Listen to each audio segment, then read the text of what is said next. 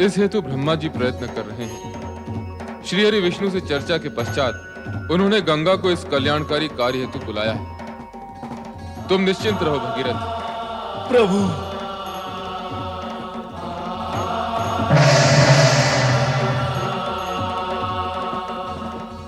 ओम नमः शिवाय, ओम नमः शिवाय, ओम नमः शिवाय। ओम नमो भगवते वासुदेवाय। आज्ञा करें श्री हरि, आपने बुलाया और मैं उपस्थित हूँ। मैंने तुम्हें एक विशेष प्रयोजन से बुलाया है। प्रयोजन विशेष हो अथवा साधारण, आपने स्मरण किया तो मुझे उपस्थित होना ही है। आपकी आज्ञा का पालन करना ही है। आज्ञाकारिता की ये पवित्र भावना आज्ञा सुनने के पश्चात भी बनी रहे तो सभी का कल्याण होगा। मेरे प्रति क्या आपको शंका है जगदीश्वर? क्या मैं आपकी आज्ञा की अवज्ञा कर सकती? तुम्हें पृथ्वी पर जाना होगा गंगा। बस यही है आपकी आज्ञा। इसी हेतु से आप विचार कर रहे थे। पृथ्वी पर तो सभी देवगण आते जाते रहते हैं। स्वयं आप भी तो मानव रूप धारण करने के लिए लालायित रहते हैं। हाँ, रहता हूँ, परंतु इस समय तुम्हें वहाँ एक विशेष प्रयोजन से भेजा जा रहा है। ये तो और भी प्रसन्नता का विषय है कि आप मुझे पृथ्वी पर किसी विशेष प्रयोजन से भेज रहे हैं। मैं आपकी आज्ञा का पालन करूंगी, पृथ्वी पर जाऊंगी, उद्देश्य पूर्ण होते ही लौट आऊंगी। नहीं नहीं गंगा, वहां जाकर पुनः यहाँ लौटने की संभावना और प्रावधान तुम्हारे लिए नहीं है। पुनः यहाँ लौटने की संभावना नहीं है, अर्थात मुझे सदा के लिए पृथ्वी पर वास करना होगा। आप मुझे अपने चरणों से सदा सदा के लिए वंचित करना चाहते हैं। मैं आपके श्री चरणों से वंचित हो जाऊं? क्यों? क्या अपराध किया है मैंने? किस अपराध का दंड आप मुझे देने के लिए इच्छुक हैं? शांत हो जाओ गंगा, शांत हो जाओ। शांति का बीज मेरे अंदर डालकर आप मुझे कैसे शांत कर पाएंगे? पृथ्वी पर सदा सदा वास करने की आपकी आज्ञा मेरे लिए शांति का नहीं, अशांति का कारण है जगदीश्वर। हमें विश्वास है गंगा कि स्थिति का पूर्ण ज्ञान हो जाने के पश्चात तुम अवश्य शांत हो जाओगी। अपने निराधार विश्वास को भ्रम का आधार देने की चेष्टा न करे जगदीश्वर। सदा सदा धरती पर वास करने की कल्पना मात्र से मेरा रोम रोम कांप रहा है। तुम अकारण ही अशांत और उत्तेजित हो रही हो गंगे। वहां जाने का प्रयोजन ज्ञात होने के पश्चात तुम्हारी विचारधारा की दिशा पलट जाएगी। क्या ये भी आपका विश्वास है? यदि है तो कहिए, वह आपका प्रयोजन जिस धरती पर जाकर मुझे पूर्ण करना है। तो सुनो, एक दिन राजा सगर के 1000 पुत्र अश्वमेघ यज्ञ के घोड़े की सुरक्षा करते हुए दिग्विजय के लिए राज्य में भ्रमण कर रहे थे। तब राजा इंद्र ने उनका घोड़ा चुराकर कपिल मुनि के आश्रम में बांध दिया।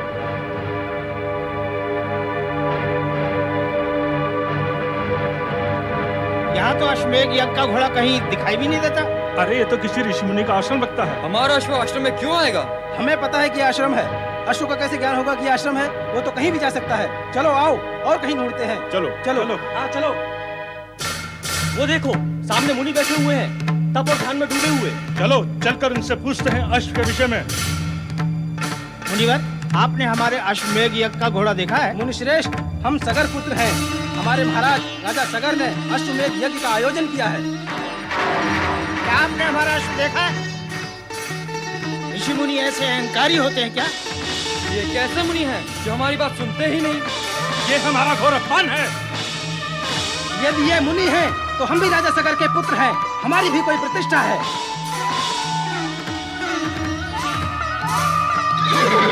अरे देखो देखो, वो रहा अश्वमेघ का घोड़ा। अच्छा, तो हमारा अश्व यहाँ बांध रखा है इस मुनि ने। ये मुनि नहीं, चोर है, चोर। ये ठग है, ठग। मुनि का ढोंग रचाकर ये चोर यहाँ ऐसे बैठा है जैसे पकड़ में नहीं आएगा। ये चोर है, ठग है, ढोंगी है। इस दुष्ट को दंड मिलना ही चाहिए।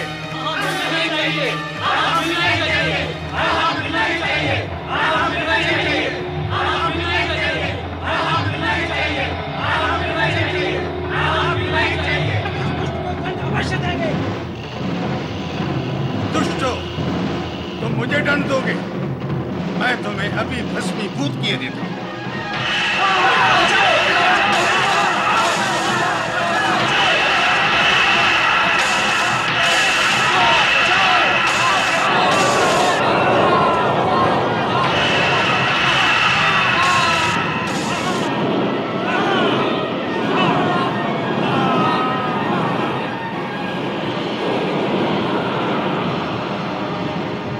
गंगा, ये एक अत्यंत दुखदाई प्रश्न है कि राजा सगर ने अपने पुत्रों के उद्धार के लिए तपस्या करने का निश्चय किया और अपने पौत्र अंशुमान को यह आदेश दिया कि जब तक मां गंगा पृथ्वी पर प्रकट होकर हमारे पौत्रों का उद्धार न करें, तब तक ये तपस्या का कार्यक्रम चलता रहेगा।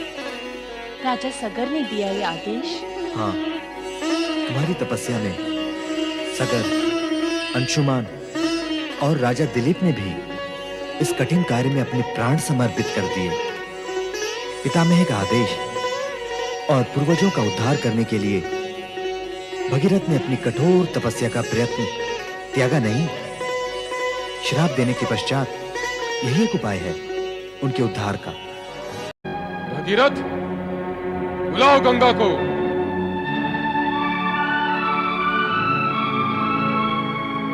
हे मां गंगे,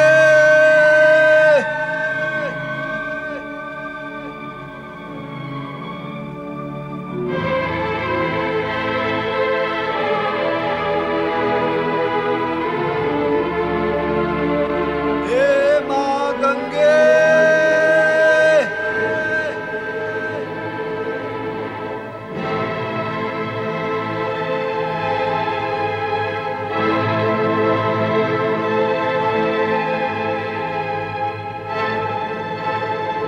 हे मां गंगे।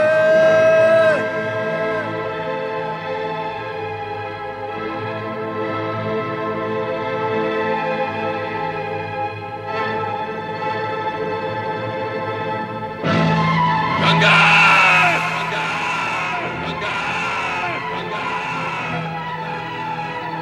गंगा!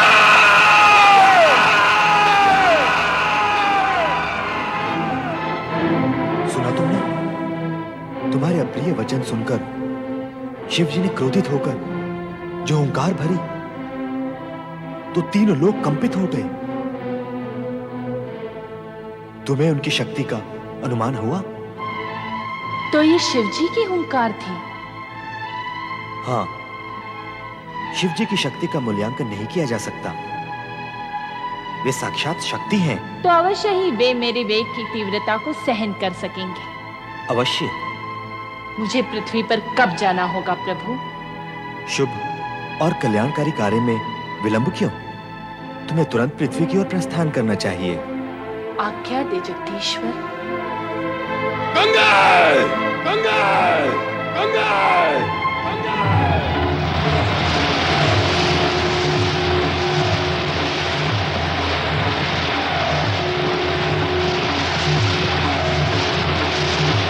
गंगा!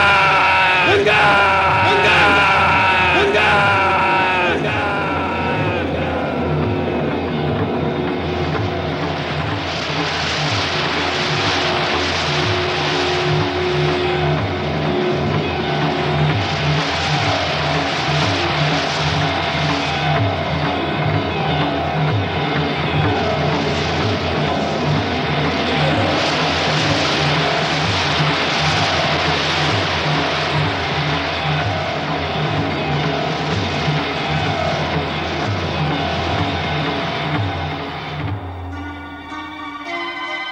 तुम्हारा ये तीव्र वेग तुम्हारे अहंकार का परिचय दे रहा है गंगा। इसे नष्ट करना ही उचित होगा। अपनी शक्ति और वेग के अभिमान में अपना उद्देश्य भी भूल गई। तो अब पड़ी रहो सदा सदा के लिए मेरी जटाओं में। अभिमान टूटे तब तक वहीं विश्राम करो। वो कैसे होगा देवेश्वर? मेरा अभिमान तो तब नष्ट होता जब मैं आपके चरणों में गिरती अथवा गिरूं। देवेश्वर, मैं तो आपके मस्तक पर विराजमान हूं। मेरे तो गर्व में वृद्धि हुई है। ये क्या अनर्थ हो गया भोलेनाथ? ये क्या अनर्थ हो गया? आपने तो मां गंगा को अपनी जटाओं में बांध लिया। उन्हें धरती पर प्रवाहित करे प्रभु, उन्हें धरती पर प्रवाहित करे। नहीं भगीरथ नहीं, जब तक गंगा का अभिमान नहीं टूटता ये संभव नहीं। कैसा अभिमान भगवान, कैसा अभिमान? देखा नहीं तुमने? गंगा अपने प्रबल वेग और प्रवाह में हमें भी प्रवाहित करना चाहती थी। उसे अभिमान है कि जगत में कोई भी उसके प्रबल वेग के सामने टिक नहीं सकता। अभिमानी का अभिमान जगत के लिए विनाशकारी सिद्ध होता है। अतः गंगा का अभिमान टूटना अत्यंत आवश्यक है। किंतु देवादिदेव, मां गंगा जिस कार्य व उद्देश्य से पृथ्वी पर आई है उसका क्या होगा प्रभु? वे जगत का कल्याण और उद्धार कैसे करेंगी भगवान, कैसे करेंगी? भगीरथ, तुमने कभी सुना, देखा अथवा जाना कि किसी अहंकारी और अभिमानी ने किसी का उद्धार अथवा कल्याण किया है? निरंकारी और निराभिमानी ही हित और कल्याण करने की सामर्थ्य रखते हैं। ये कार्य गंगा के वश में नहीं, वो तो अभिमानी है। पर देवाधिदेव, जब तक मां गंगा आपकी जटाओं से बाहर नहीं आ जाएंगी तब तक ये कैसे ज्ञात होगा प्रभु कि उनका अभिमान भंग हो चुका है? अधिक तर्क करने की आवश्यकता नहीं भगीरथ। शिव भगीरथ के साथ अधिक तर्क वितर्क में नहीं पड़ना चाहते थे, क्योंकि उन्हें ज्ञात था कि गंगा अभिमानी है। उसके इसी अभिमान को खंडित करने हेतु भगवान शिव ने उसे अपनी जटाओं में बांध लिया। जन कल्याण के लिए यह आवश्यक भी था, किंतु मां गंगा के पृथ्वी पर अवतरित न होने से भगीरथ के साथ साथ परमपिता ब्रह्मा भी दुविधा में घिर गए। भगीरथ का उद्देश्य असफल होता देख इस समस्या के निराकरण हेतु ब्रह्मदेव श्री हरि विष्णु के समक्ष बैकुंठ में पधारे। क्या आपको लगता है कि देवादिदेव मेरे कहने से मान जाएंगे और गंगा को मुक्त कर देंगे? मेरा विश्वास तो यही कहता है श्री हरि कि गंगा आपके चरणों से विलग होकर अहंकारी हो गई। इसी कारण शिव जी ने उसे अपनी जटाओं में बांध लिया है। आप मुस्कुरा रहे हैं? आप तो जग के सृष्टा हैं और ये सत्य भी जानते हैं कि अहंकारी न तो किसी का उद्धार कर सकते हैं और न ही किसी का कल्याण। फिर भी गंगा को उद्धार कार्य के लिए पृथ्वी पर भेजा। पृथ्वी के लिए प्रस्थान तक गंगा में किंचित मात्र भी अहंकार नहीं था, किंतु शिव जी की जटाओं में पहुंचते पहुंचते उसका अहंकार जाग उठा। मेरे चरणों में वास करने वाली गंगा क्या अभिमानी हो सकती है? जो कुछ उसने किया और जिसका वो परिणाम भुगत रही है, उससे तो यही सिद्ध होता है कि उसने कुछ नहीं किया ब्रह्मदेव। मेरे चरणों से विलग होने के पश्चात और धरती के तल पर अवतरित होने से पूर्व शिव जी के मस्तक पर विराम करने का सौभाग्य और पूर्ण लाभ उठाने के लिए ललायित थी, ताकि पृथ्वीवासियों को पवित्र कर सके। गंगाधर और गंगेश्वर से गौरवान्वित होने वाले शिव जी के नाम में अपना योगदान करने के लिए उसने अहंकारी होने की लीला रचाई है। निरंकारी होकर ही तो कल्याणकारी हो सकती है। जिस सत्य का उद्घाटन आपने किया है उससे शिव जी तो परिचित नहीं है। चलिए उनके पास। शंकर, हे भोलेनाथ, आपने तो मुझे वरदान भी दिया था और कृपादान भी। फिर अब मैं आपकी अप्रसन्नता के कारण दुविधा में क्यों हूं भगवान? मुझ पर दया करो देवादिदेव, कृपा करो। ओम नमः शिवाय।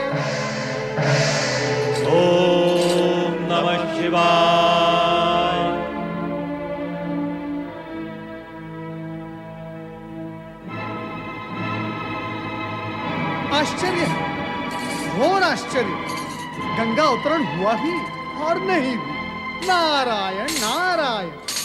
तुम बताओ नारद, तुम यहाँ क्या करने आए हो? मैं तो भगवान भोलेनाथ के दर्शन करने आया हूँ। श्री हरि विष्णु, आप और ब्रह्मदेव यहाँ किस प्रयोजन से पधारे हैं? ये तो आप स्वयं ही जानते हैं भोलेनाथ। हम तो आपसे प्रार्थना करने आए हैं कि भगीरथ के प्रयत्न को सफल बनाएं और गंगा को मुक्त कर दें। वो स्वयं मुक्त होना नहीं चाहती, अपनी लीलाओं में मुझे सम्मिलित कर मेरी जटाओं में आ बैठी है। किंतु वो स्वर्ग से यहाँ आपकी जटाओं में बैठने के लिए नहीं आई है भोलेनाथ। तो आप उसे ले जाएं, पुनः अपने चरणों में बिठाने के लिए। अब तो ये भी संभव नहीं है। भगीरथ, उसके पिता तथा पितामह का तप फलित होने का समय आ गया है। देवादिदेव, पापियों का उद्धार करने का कार्य भी गंगा ही करेगी। ऐसी स्थिति में न तो वो मेरे चरणों में रह सकती है और न ही आपकी जटाओं में। अब तो उसे पृथ्वी पर जाना ही होगा भोलेनाथ। कृपा करके गंगा को मुक्त कर दें देवेश्वर। हाँ भोलेनाथ, उन्हें मुक्त कर दें। माँ गंगा का दर्शन लाभ कराए भोलेनाथ। मैं तो स्वयं इच्छुक हूँ कि गंगा के भार से मुक्त हो जाऊं। मेरे भार से आप मुक्त कैसे हो सकेंगे भगवान? सारा जगत सदा आपको गंगाधर और गंगेश्वर कहता ही रहेगा। भगवान भोलेनाथ के नामों की संख्या क्या पहले कम थी? अब तो राजा भगीरथ ने उसमें वृद्धि कर दी है। आपके दर्शन पाकर मेरा और मेरे पूर्वजों का जीवन धन्य हो गया माँ, धन्य हो गया। और भविष्य में पृथ्वीवासियों का जीवन भी सफल होगा। नारायण नारायण। जाओ गंगा, भगीरथ का अनुगमन करके इसके पूर्वजों का उद्धार करो। पापियों का कल्याण कर भगीरथ के प्रयत्नों को सफल करो। और भविष्य में ऐसी कोई लीला न रच डालना जिससे देवगण कहें कि शिव ने गंगा को सिर पर चढ़ा रखा है।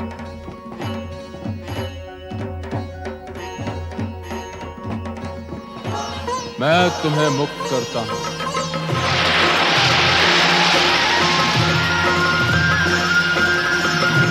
ओ शिव जटा से गंगा धरती पावन करने निकली। ओ शिव जटा से गंगा धरती पावन करने, सबके मन के पाप को धोने, का संकट हरने।